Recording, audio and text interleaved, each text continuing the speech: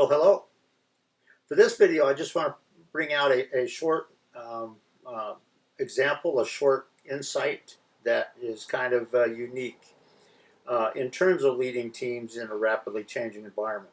Because how many of you realize, probably all of us would raise our hand, that in a rapidly changing environment, you're going to have problems that would arise or challenges that would arise that you couldn't have predicted, because things are going to be changing and factors that are involved in where you're trying to go to are going to be changing as you go forward. You'll have to constantly adapt and things of that nature. So it's very interesting. But when you're talking about leading your team, when those problems arise, I want to just kind of leave with you a very simple insight from one of my friends and colleagues, Dr. Larry Gilliam.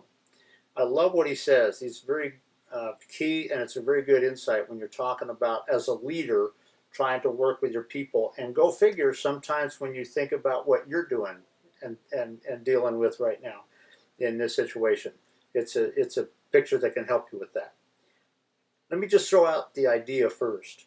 Dr. Gilliam, sometimes when somebody comes to him for either coaching or counseling, it's interesting. He has a very interesting question. He said, when you think of your problem, if you were a computer, would you consider it a hardware problem, a software problem, or a data entry problem? It's a very interesting question. And it's interesting because it brings some neuroscience in. If you think about it in this sense, when you're dealing with somebody in your team that might be struggling with something or is really trying to get past this thing that's holding them back in the team or whatever. If you're talking about hardware, that could be typically how your brain is wired. Perhaps you need to go through the process of neuroscience of your brain, your frontal lobe getting involved in sort of rewiring the synapses in your brain to be effective in the changing situation. That does happen to happen sometimes. Okay, so the hardware problem, maybe the disk is not what it needs to be. Maybe the disk is missing something. Maybe your brain needs to rewire that part of it so you can perhaps create a new habit pattern back in your cerebellum. Software, your thinking. What part of your thinking is missing?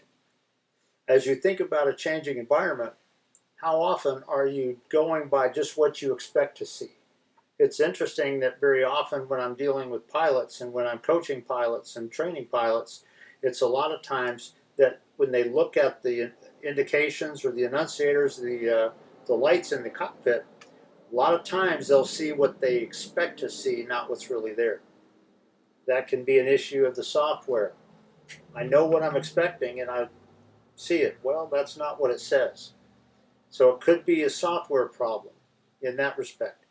Or could be a data entry problem.